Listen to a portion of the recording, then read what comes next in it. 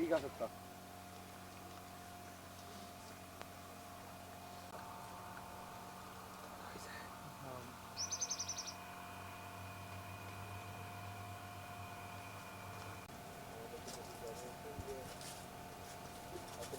আবহাওয়া ভালো আছে।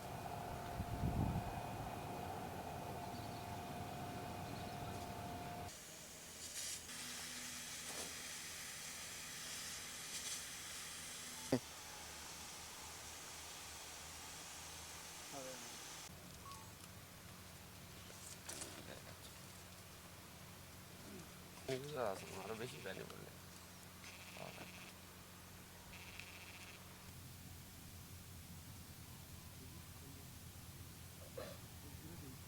আমের প্যাকিং হাউস হলে যেটা হবে যে কোয়ালিটি আম পাবে, যে আমের যে মানে আমরা যে বাজারজাত করব এটার জন্য কোয়ালিটি বাজারজাত করার জন্য আমার আম নামানো থেকে শুরু করে সংরক্ষণ পর্যন্ত এবং পরিবহন পর্যন্ত অনেক ধাপ অতিক্রম করতে হয়। এই সুযোগগুলো সব বাগানিদের থাকে না।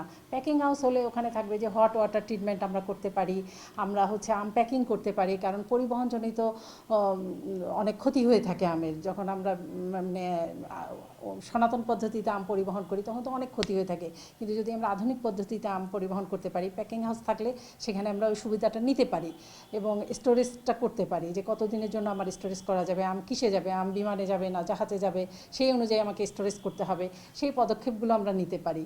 তখন আমরা সেই অনুযায়ী ব্যবস্থা নিলে আমরা কোয়ালিটি আম দেশের বাইরে পাঠাতে পারবো।